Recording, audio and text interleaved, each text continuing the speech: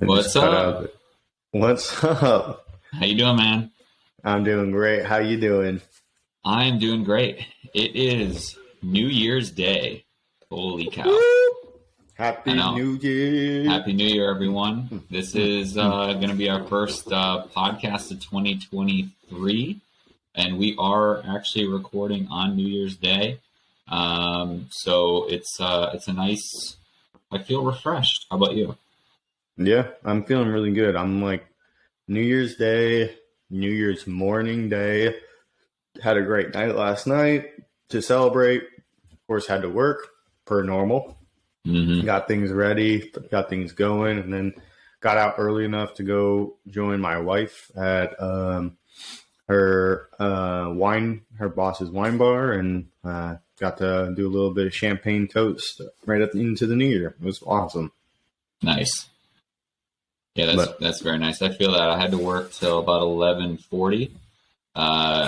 End of the month inventory, never fun, especially on New Year's Eve. But got off a little bit before midnight, and still got to get home and see the fam and ring in the new year with a Michelob Ultra last night. That was a good choice. So, So what are you sipping on this morning? So this morning, we're doing a little hair of the dog. I am doing a little Jack Honey and coffee together. What I call is put hair on your chest in the morning kind of coffee. Hell yeah. I feel that. I'm doing a little tequila orange juice out of some new Assemblage cups that my mom got me for Christmas. I'm going to be sending you yours this week, so that way we can sip in style. But they're nice little, rounded rocks glasses. You could definitely still fit a big cube down in there, which is kind of nice. Nice. Yeah, just a little tequila orange juice and coffee. No booze in the coffee, so I'm kind of doing tequila screwdriver. Kind of doing a little up or downer type of morning, But yeah, so balance it out. Episode, always balancing, and that's what our podcast is about today. This is episode 29 of the Assemblage Beverage Podcast. We're talking about work and life balance, something that I think everyone needs, no matter what industry you're in. But I think it's super important, especially in the hospitality industry, food and beverage industry, because this industry is all about not balance, at least for the people working a lot of the times. It's about helping others, especially our guests, achieve more balance in their life by giving them a great experience. Whether they're going to a bar, restaurant, hotel, resort, we're always there to kind of make sure that they're having a great time. But, it's really important for us as the workers, the managers, whatever you do in the industry, to kind of help yourself and find better balance in life. And I know that both you and I have struggled with this, continue to struggle with this every day. But I think that we have, we've gotten a little bit more mature over the years. Well, a little bit more mature over the years, and just enough. Yeah, just enough. But I think that we have some good tools or some good lessons that we've learned, and I think that we'd love to kind of share those and kind of get everyone off on the right foot into the new year, since this will be our first podcast of 2023. So we kind of wanted to give you all better balance in your life. At least hopefully. Hopefully. So we wanted to start with a couple of books, and this is more of Mason's, what works for him. I'll kind of share, my thoughts and all that kind of stuff. And I still have a book. But Mason, give us some of your favorite, self-help books, or maybe not so much self-help books, but just books that have helped you find better balance in your life. Yeah. Like Adam said, we just wanted to kind of give everybody a tool to start their New Year's off right and start this year off in a better direction for yourself and making things even better. So, I've got 4 books that like really helped myself kind of get on the right path, especially this past year. As everybody knows, it's been crazy up and down here and there, transitioning jobs, getting married, everything like that for myself. And so, especially after COVID, like you start hating on yourself, things like that. It's not good. And so I was trying to figure out how to build within to build without. And I think that is the best way to make things overall better. So the 4 books that I wanted to touch on, one being The High Five Habit, which is probably my top book right now. It gave me such inspiration to kind of like make myself enjoy who I am first, and then really kind of made myself even more of a outgoing person than I already am, which if you know me really well, you're like, who the fuck? How do you go more outgoing than that? I don't know how that works, Mason, because I know you as one of the most outgoing people I've ever met in my life. So the fact that you could be more outgoing. Anyway, sorry to cut you off. I just had to throw. Oh, no worries at all. It's just I'm really happy. Yeah, it's just changing that little bits. But the High Five Habit, to break it down for everybody, is basically giving yourself a high five, making sure you're giving yourself a compliment every day, looking yourself in the mirror in the morning and being like, yes, you are doing great, and giving yourself that push to really step your game up to kind of move forward and keep pushing. And one of my favorite quotes from that book that I want to share with y'all is, when you replace that self-doubt and that self-criticism that drags you down with self-acceptance and self-love that lifts you up, your life will change, and it'll change forever. And that is a quote that is absolutely gives me chills every time I read it. And it's like, you know what? You're right. You got this even when you're not doing great. Another book that we wanted to kind of recommend, or I wanted to recommend, it's one of my favorite fun books, and it's got the best title ever. It is called The Subtle Art of Not Giving a Fuck. Yeah, that's right. It is kind of like a controversy style title for a book. You're like, what? That is too much.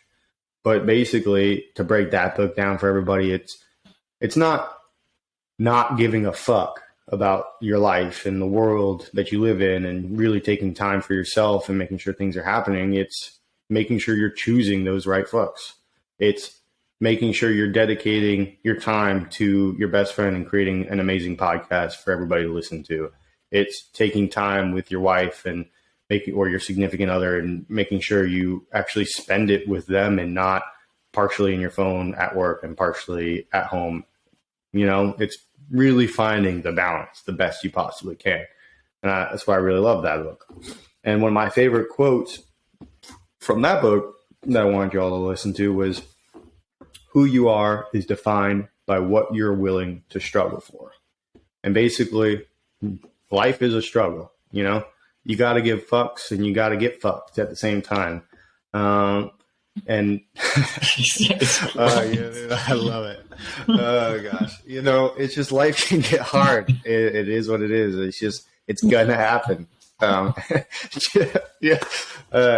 Choosing that, the gas station attendant that gave you your change in all quarters is just absolutely terrible.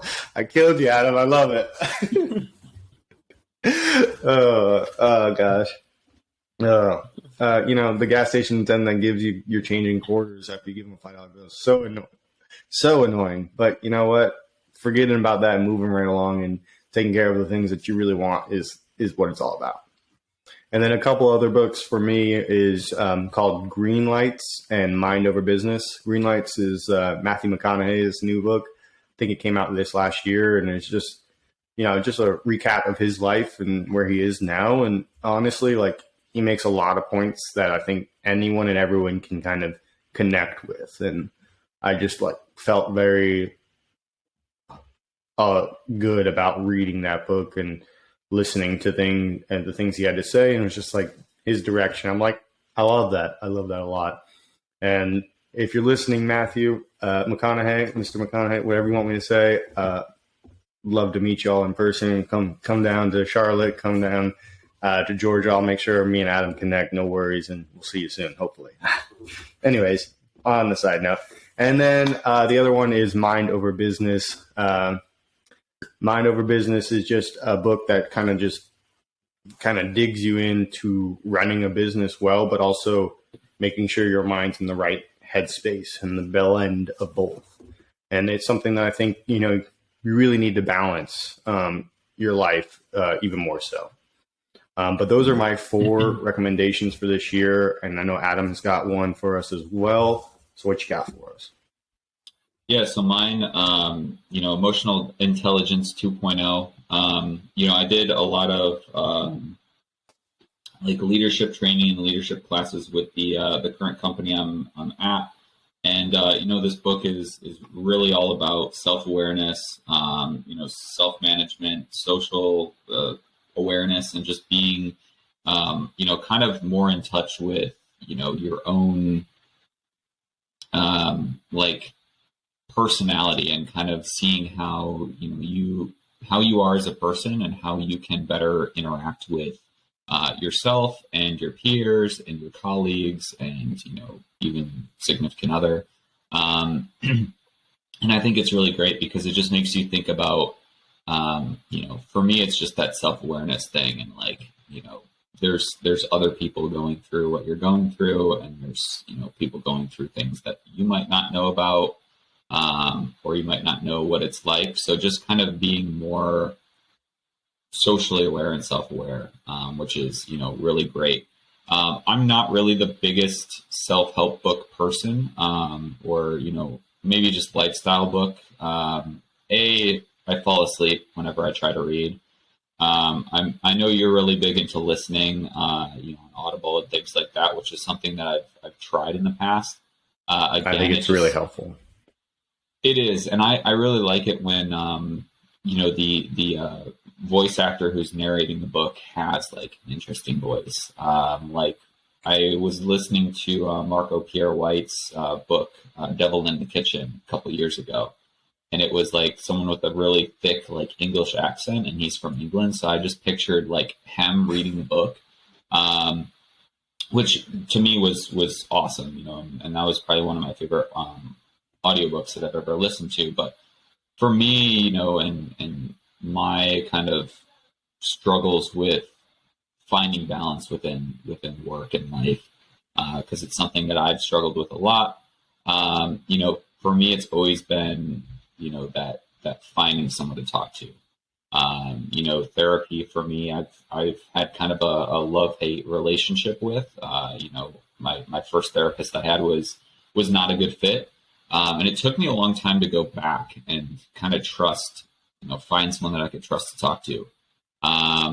So to me, it's really important that you continue to, if the first therapist or first person you try to talk to doesn't work out, keep trying, maybe find someone else. Now there's a lot of great websites, that, BetterHelp, I think, is one, that kind of give you an online resource that you can, reach out, text, email, call, which is really great. You don't necessarily have to go find a therapist near you. You can find someone from all over the world. And if you don't like them, you can always find someone else. So, I was lucky enough to find someone eventually and, talk through the things I was going through, which is, really important.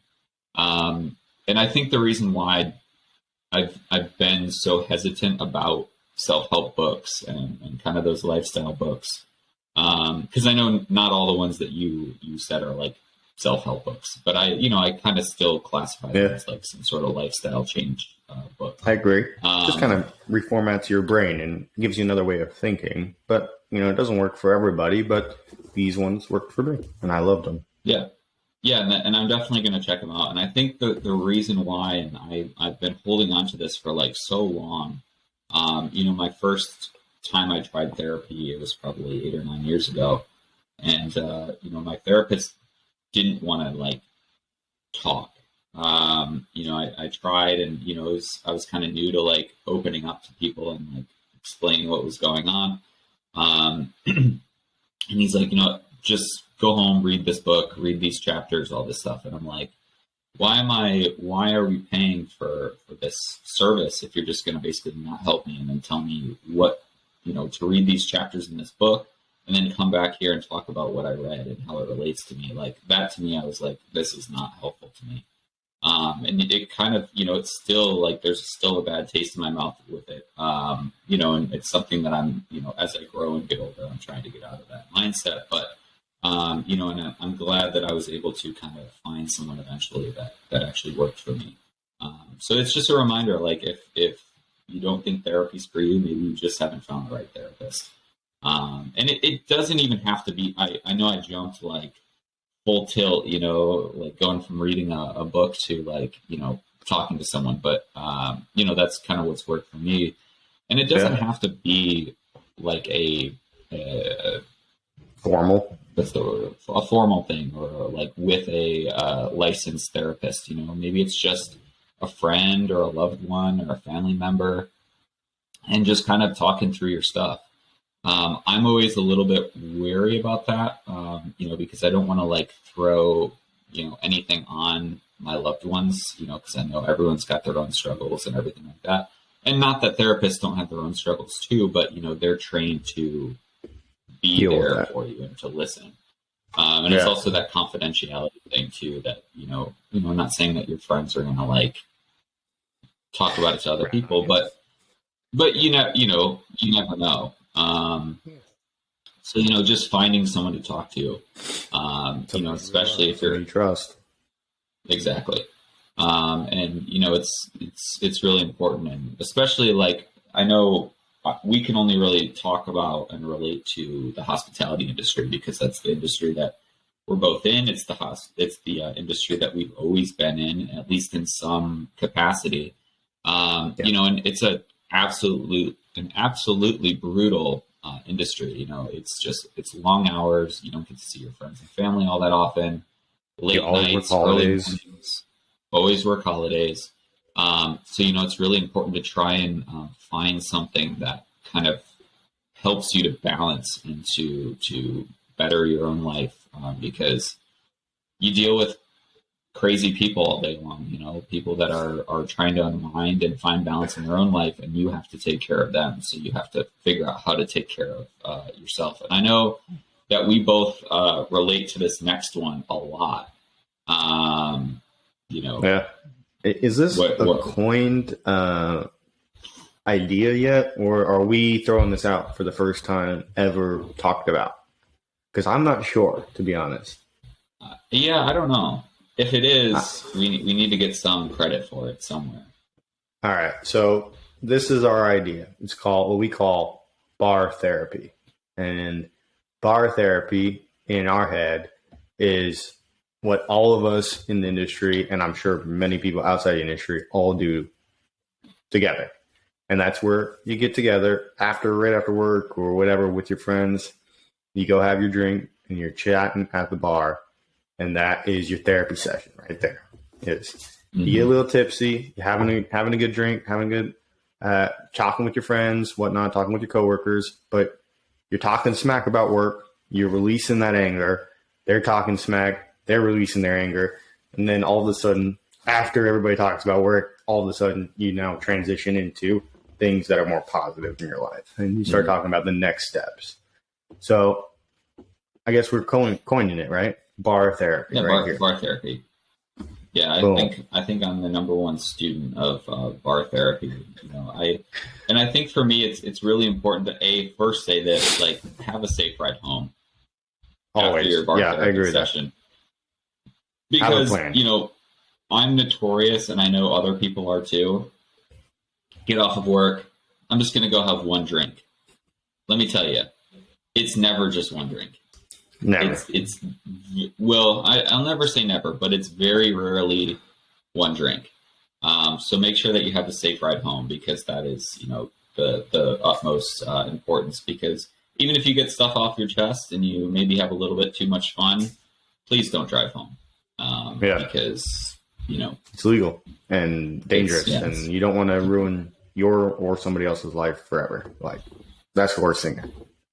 But but I think enough with the darkness. Enough with the darkness. I'm feeling dark today. I don't know. Which is not good. This is supposed to be self-improvement. But I think the important thing is, like, with self-improvement is sometimes you have to acknowledge the darkness, and you have to, like, okay, my life isn't all that great, but how do I make it better? How do I make it great? So I think that's, important. But that's part of it. I think the best part about bar therapy is walking into the bar. You're regulars there. You go there, maybe not every night, but you go there quite often. Bartender sees you want a high life. Yeah, that automatically, to me, when they know your drink order, that automatically, to me, makes me feel great. It's the little things, like they recognize me, they know what I want, or sometimes they don't even ask you, they just bring it over, and that to me is like cream of the crop, unreal. Right there. Yeah, right there. And then just like cheersing with everyone, taking that first sip, and be like, "Can you fucking believe that?" Blah blah blah blah blah blah blah, and you just start spewing like all this shit, and everyone just starts like jumping on it and adding in their own stories to the fire. And then, that like switch where it's like, okay, maybe you finished your first drink, you're on your second drink, and like you're done spewing all your bullshit about work. And now it's time to just like relax. Hey, what do you got going on in your life? Like, how's this? How's that? And you just start talking, maybe you're talking about sports or, something in the news or, whatever it is. But just having that time to kind of like relax, unwind, and just bond over, good times and bad times. Yeah, I really agree with that. It reminds me of so many different times when I worked in Gramercy and we'd walk literally down the street to the two specific bars that were our watering holes. One calling Patty McGuire's and the other was Barfly. And, Barfly was known for back of house and Patty McGuire's was known for front of house. Everything blended no matter what. But, you'd walk in and each of the bartenders at each location kind of knew a little bit about you, where you're from, what restaurant, et cetera, and then knew exactly what you wanted to drink as you walked in. And you didn't really have to ask. You just said, "What's up? How's it going, Jen? How have things been? How's the family? How was your trip last week?" Whatever it was. And then they put down the shot and the beer for me. That was my drink of choice every time I went. So one drink, right? Shot beer, right? One drink. That counts as one. Right, exactly. And the police might say otherwise, but in the industry world, that's one drink. That's one drink. And it was a combo. That's what it's all about, combos. Start off with that and start chatting with everybody. And whenever I was with the back house team, because I connected with both sides, even though I was only front of house, the back house team always had some shit to say about, what a terrible service it was because of, table XYZ needed 20 different modifications on their order. And you're just like, what the fuck? Like, why you have so many issues? But then you're like, afterwards you're like, I'm happy to make it happen, but still annoying as shit. And, it was always fun to listen to whatever they had to say. Cause me being mainly front of house, never actually got to like really interact with that in the middle of it. It was always after the matter of fact. And then going to Patty's and chatting with the front of house team, it was always great because we all experienced the same shitty guest or the same few experiences where it's just like ridiculously busy and you're just like pulling your hair out trying to get silverware to table 22 and you're trying to do pairings on 25 and then you're also trying to get the cocktail order for 26 and then all of a sudden 27 wants to also chat with you all about your life and why, like, is this your real career? Or what do you do for your real career? Those kind of questions. You're always just like, trying to really chat them up and make them all have a great experience. And then just after spewing all that out, everybody also chatting that back and having their own things to say, was just made you feel so good. Honestly, like afterwards, always felt more relaxed, ready to kill the next day and go have a really good rest and, sleep really well. And the great things about New York was, sorry to interrupt. Great things about New York was, never had to worry about a car. So like, didn't have to worry about driving anywhere. So I had a electric scooter, which is always fun. Technically, still can get a DUI on that. Just being aware, everybody. So I would, normally push that home or a little rev at the engine. But it was always a good time. And I think my bar therapy really started in Chicago because, that was my first job out of college. I was finally 21 and I was working in a job that, was fucking brutal. Like, we'd start work at 2:00 and we wouldn't get out till 2:00. So it's like 12-hour days. And, the electric thing about Chicago is there were certain bars that would be open until 5 a.m. during the week. They'd be open until 4 a.m. during the week, and then 5 a.m. on Friday and Saturday, which is ideal, especially if you're working till 2. Because a lot of, like where I'm from or where I live now, a lot of the bars close at 2. So it's like you work till 2, you're not getting a drink after work. Go straight home. So, yeah, exactly. So having that, like those 5, 6 a.m. 4 or 5 a.m. bars, you still had a couple hours to just like unwind and like hang out and chill. And then, the only bad thing is when you're getting home at 5:30 in the morning, and then you got to be at work at 2. So it's like, it becomes a little bit crazy, especially if you do bar therapy every day. But for me, like I love going to Aberdeen Tap in Chicago, Lone Wolf, Jefferson Tap, or which we call J Tap. And they're just kind of all like hole in the wall spots. We knew the bartender. They'd see us come in and, how many high lifes, how many shots of Fernet are we doing? Or, sometimes Fernet Bronco. Or they'd be like, okay, we're doing a special, like I got High Life and a shot of Old Granddad bourbon. How many you want? And,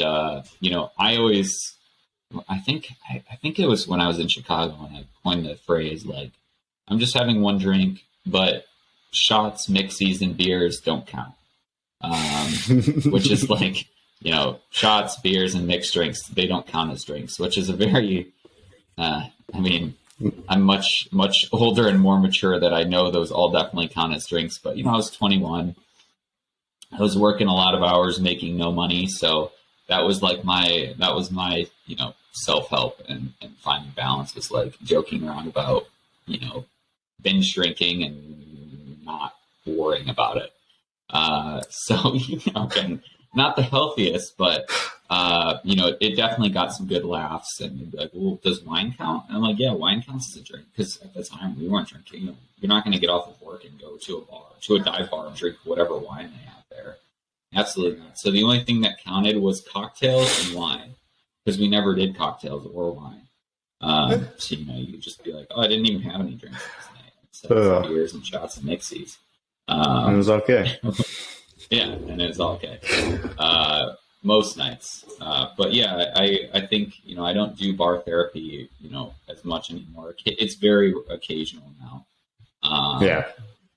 We've got a little local spot we got a little local spot in the same like plaza as the place I work now. And we'll go over there. Like I might go over there every couple weeks, just say hi to the bartenders because they know me. And as soon as I walk in, they got my High Life for me.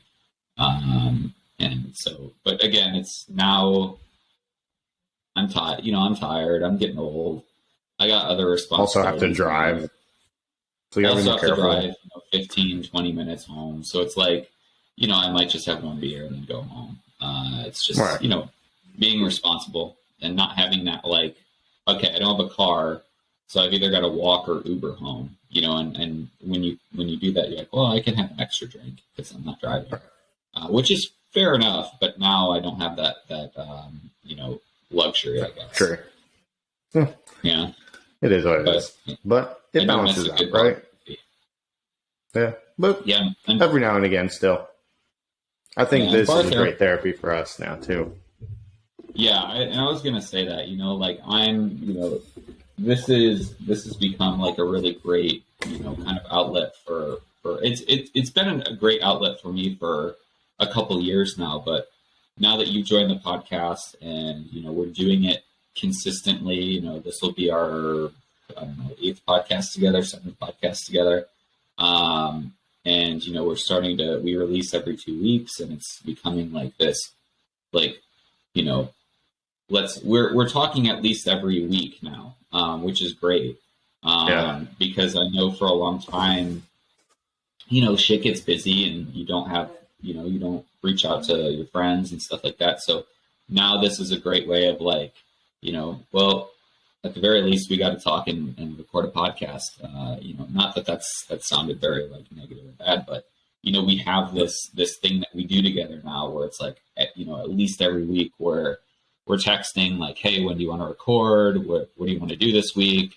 how things been going? What's new? Exactly. All that. And it becomes Actually, a great that kind of for both of us. yeah, I think that kind of really brings us into the next item, which is the question of the day, right there, and we can kind of like split off on that. Which to everybody, the question of the day: how do you find balance with work and life? And Yeah, and I think before we answer that, Mason, sorry, yeah, we love hearing your feedback and your answers to this question. So anywhere you listen, basically, there's going to be a little button that you can click to answer, this week's question, and it's something that we talked about in the last podcast. Wanting to have a question of the day of every podcast is one of our goals, and we're already reaching those goals with this one. So yeah, we'd love to hear your answers. We're not going to share your answers with anyone, unless you want us to, or if we do, it'll be anonymous. We're not going to be like, hey, John Smith said, blah, blah, blah, blah, blah. This is how they find balance with work and life. We're not going to do that. But we do really like chose John Smith too. Yeah. Classic. John Smith's everywhere. Like, fuck, man, why is it always got to be me? That's your John Hancock, right? Yeah. But we want to hear, how you all feel about our questions, and we love reading your responses. So we've got some really cool ones in our previous ones. So, but Mason, how do you find balance with work and life? Yeah.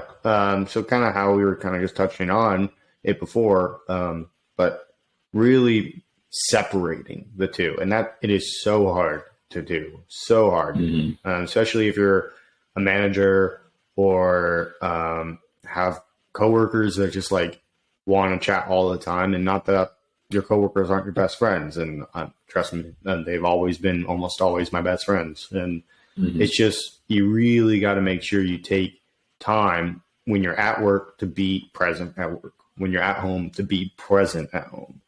And Alex and I, my wife, when we have time together, which we don't get a lot of time together because of just opposite schedules, I do my best to keep my phone in my pocket the entire time, or I put it in a different room, or, if, something comes up and you have to take a call or you need to do a quick message, going like, just give me quick minute, and taking a quick 5 minutes to really take care of your business and then come back to it, and really spending your time together with your significant other, or with the thing that you want to do to enjoy your life outside of work, and just taking that moment or that little bit, because honestly, there will always be work to do. It's never not going to happen. There's always something to do at work. There's always something to do at home. So just take a little bit of time on each. And if you have to, balance back and forth. And that's kind of what I like to do is I'll spend, 2-3 hours with Alex, and then I'll spend 30 minutes checking up my emails, making sure I'm caught up for the day. And then I'll go back to hanging out with Alex for an hour or so. And then, most of the time it's time for bed. But honestly, like, it is what it is on the end of the day. What about yourself? Yeah, I mean, I think that this has always been something that I've really struggled with, especially, like finding that time for, not only myself, but also for Olivia and our relationship, because I'm very much, like work driven, and it's how I've always been. It's how I was kind of raised, and and I love that because it's gotten me where I am. But I have a really hard time disconnecting, work from home and home from work, and all, more so disconnecting work from home. But it's definitely something that I'm aware of, and I'm wanting to make changes, and I'm actually switching jobs here in the next couple weeks to try and achieve a better work-life balance. Because my work now, I really like it, but it's getting to the point where I'm spending too much time at work, and I'm dedicating too much time, and I really want to have more balance for Olivia and for this podcast and for, Assemblage just in general. And, working 60 hours a week, it's too much. So kind of transitioning into a new job where hopefully I'm going to have more time for the things that really give me a lot of, happiness and kind of build my passion.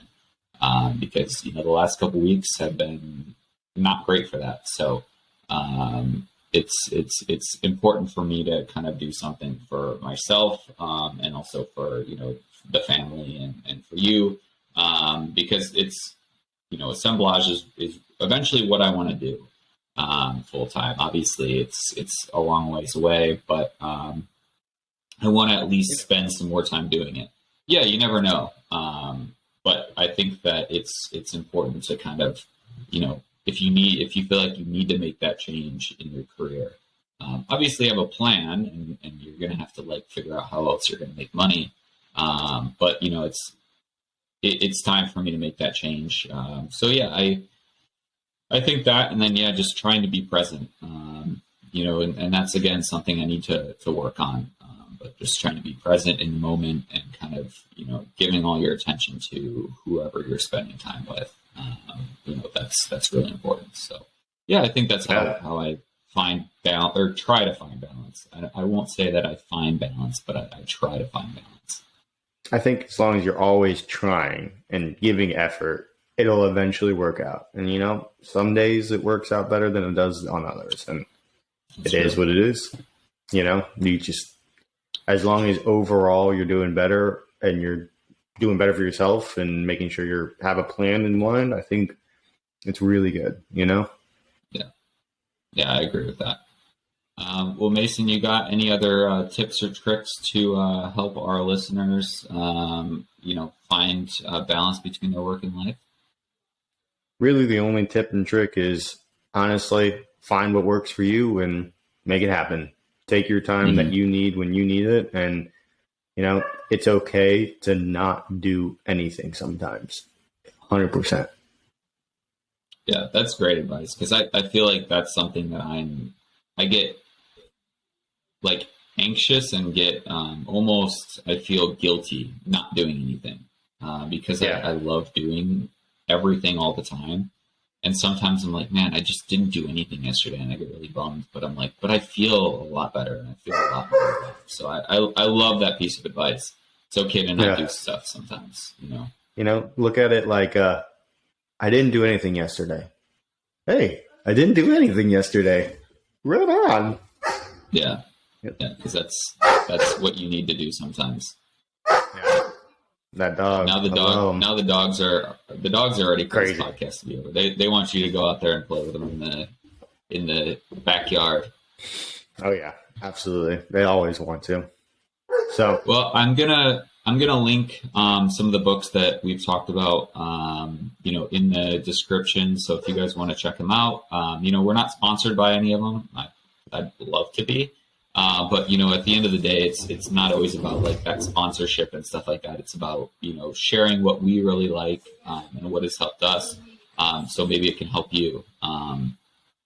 So again, not sponsored, but if any of those authors are listening, or publishing companies, we're open. Yeah, but I think, I hope you all like this podcast. It's our first podcast of 2023. Happy New Year, everybody. Yeah, Happy New Year, everyone. Man, the dogs are just throwing shit around. Yeah, they got their bones rolling around, They need it. They need a little Mason love. Yeah, well, we'll go give them that Mason love. And I hope you all like this podcast. Don't forget to like, subscribe, check us out wherever you listen to your podcasts. This is Adam. And this is Mason. And thanks for listening. Go ahead. We're trying something else out, and it's, we're always trying to like record, like synchronize, and it just doesn't work out. So thanks for listening to this episode of the Assemblage Beverage Podcast. Until the next one, cheers and keep on blending. And keep on love it. Keep on blending, everybody. Keep on blending, everyone. We'll see you in a couple weeks, and hope you enjoyed the podcast. Cheers. Cheers.